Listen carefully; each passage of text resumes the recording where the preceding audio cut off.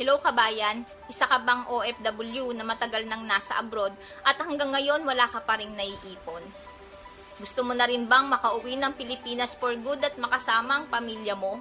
I'm Kimberly Dino, dating OFW sa Singapore for 2.5 years. Kagaya ng karamihan, wala rin po akong naiipon sa pagiging DH ko for 2.5 years.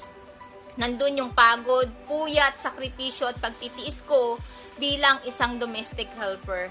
Kaya po sa kakascroll ko sa Facebook, meron po akong isang negosyo na nakita na pwede palang gawin kahit busy sa trabaho, kahit hindi lumabas ng bahay, kahit patagulang, pwede mo siyang gawin at makakatulong to sa'yo para makaipon at makauwi ng Pilipinas.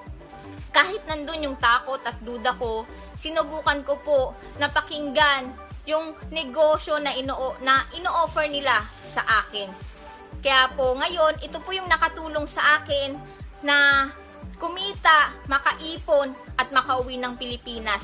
Ginawa ko po itong negosyo na ito patago po sa loob ng CR. Kaya po nung nakaipon po ko, nag-break contract po ako, umuwi po ako ng Pilipinas, walang bahay, walang kahit ano na naipundar. Gagaya nga ng sabi ko, puro resibo lang ang naiipon ko nung time na yon. Sa loob po ng 3 buwan, ginawa ko po ang negosyong ito at talaga namang nakaipon po ako para makapagpatayo ng sarili kong bahay, sarili naming bahay ng aking tatay. Kaya po nagpapasalamat ako sa negosyo na nakita ko dahil ito po yung nagbigay ng pangarap namin ng tatay ko. Ngayon po, kasama ko na po ang magulang ko, nakakapag-travel na po kami, nakakalabas po kami ng bahay para kumain sa restaurant, nakakapag-ipon na po ako.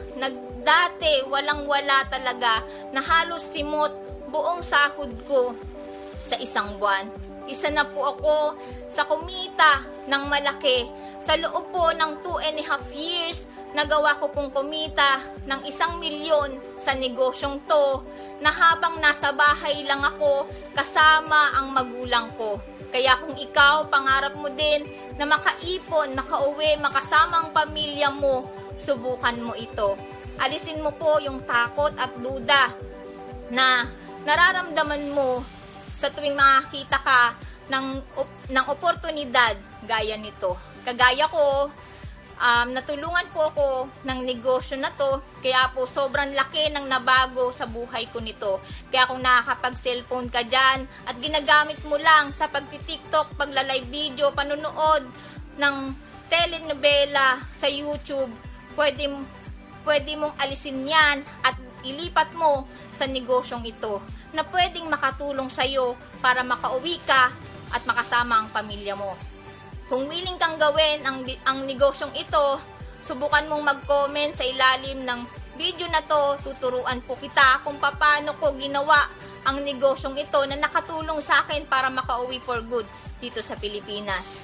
I'm Kimberly Dino, isa sa willing na tulungan ka para makasama mo na ang pamilya mo. God bless you all!